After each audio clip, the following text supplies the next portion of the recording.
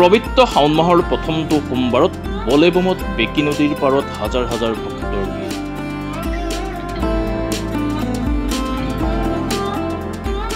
নামনি অসমৰ বিভিন্ন প্ৰান্তৰ হাজাৰ হাজাৰ ভক্তৰ ভিৰ দেখিবলৈ পোৱা গ'ল বেকী নদী পাৰৰ উমাৱতী আশ্ৰম ঘাটত।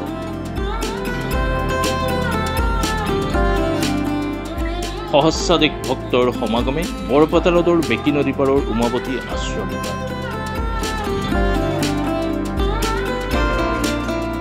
নামনি অসমৰ বিভিন্ন প্ৰান্তৰ হাজাৰ হাজাৰ ভক্তই ভিৰ কৰিছেহি বেকী নদীৰ উমাৱতী আশ্ৰম ঘাটত।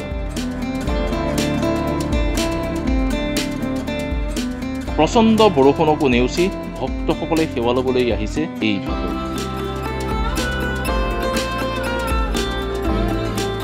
ৰাতি 10 বজাৰ পৰা পুৱা 5 বজালৈ হাজাৰ হাজাৰ ভক্তৰ সমাগম দেখাৰ পৰিলক্ষিত হয়।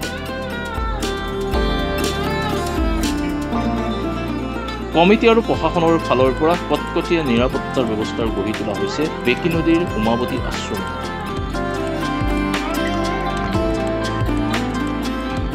ভক্তসকলে তেওঁলোকৰ পূজা অৰ্চনাৰ সম্পূৰ্ণ কৰি শান্তি শৃংখলা অটুট ৰাখি নিজৰ নিজৰ ঘৰলৈ উভতি যায়। তাৰ বাবে আহ্বান জনাইছে উমাৱতী আশ্ৰম কমিটিৰ বিষয়ববীয়াসকলে।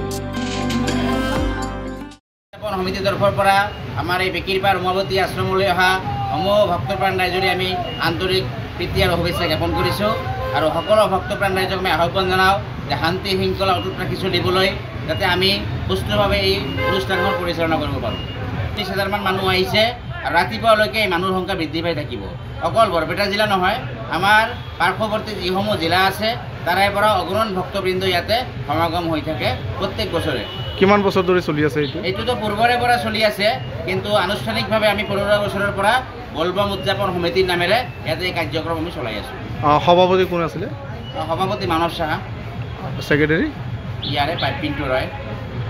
কি ক'ব ৰাইজক, কি আহ্বান জনাব এই ক্ষেত্ৰত? ৰাইজক আমি আহ্বান জনাম যে আপোনালোকে শান্তি শৃংখলা অটুট ৰাখি চলক, যাতে আমি এই অনুষ্ঠানখন সুচাৰুৰূপে পৰিচালনা কৰিব পাৰোঁ। SDRF বাহিনীৰ বিষয়ে কেনেকুৱা? SDRF, NDRF আৰু আমাৰ বৰপেটা আৰক্ষী থানা, সৰভোগ আৰক্ষী থানা আৰু তথাপি আমাৰ এই বৰপেটাৰ আৰক্ষী বিষয়াসকল ইয়াতে আছে। নগৰ ৰাজহ চক্ৰ বিষয়াৰ উদ্যোগত ইয়াতে আমাৰ যি মণ্ডল আছে, লাট মণ্ডল আৰু গাঁওবুঢ়া, তেওঁলোকে ইয়াতে দায়িত্ব লৈ আছে, তেওঁলোকৰ দায়িত্ব পালন কৰি আছে ইয়াতে। উমাৱতীৰ আশ্ৰমৰ বিষয়ে ৰাইজক কেনেকুৱা সঁহাৰি পাইছে? ইয়াতেতো ৰাইজৰ পৰা সঁহাৰি পাইছোঁ। ইয়াতে অকল বৰপেটাৰ নহয়, সমগ্ৰ বৰপেটা জিলা তথা নামনি অসমৰ বিভিন্ন ঠাইৰ পৰা ইয়াতে ভক্তসকল সমাগম হৈ আছে পূৰ্বৰে পৰা, আমি দেখা পাইছোঁ। চৰকাৰক কি আহ্বান জনাব? ইয়াতে যিমানখিনি আপোনালোকে সহায় পাইছে বা ইয়াতে যিমানখিনি কৰিব লগা আছে বা চৰকাৰৰ ফালৰ পৰা কিবা সহায় পাইছে নেকি? ইয়াতে আমি বিচাৰিম যে ইয়াতে যিহেতু আমাৰ এই দুৰ্গা পূজাৰ বিজয়া দশমী, আমাৰ বলবম এইবিলাক অনুষ্ঠান হৈ আছে পূৰ্বৰে পৰা, ইয়াতে আমাৰ এটা স্থায়ী স্নানঘাট আমাৰ গা ধোৱাৰ কাৰণে ভক্তসকলৰ ধৰ্মীয় পৰম্পৰা অনুসৰি বিভিন্ন ধৰণৰ হিন্দুসকলৰ ধৰ্মীয় পৰম্পৰা ইয়াতে আমি কাৰ্য কৰি আছোঁ। এইকাৰণে আমাক ইয়াতে স্নানঘাট লাগে। সৰভোগৰ পৰা ৰমেশ তালুকদাৰৰ ৰিপৰ্ট, মাই নিউজ এণ্ড।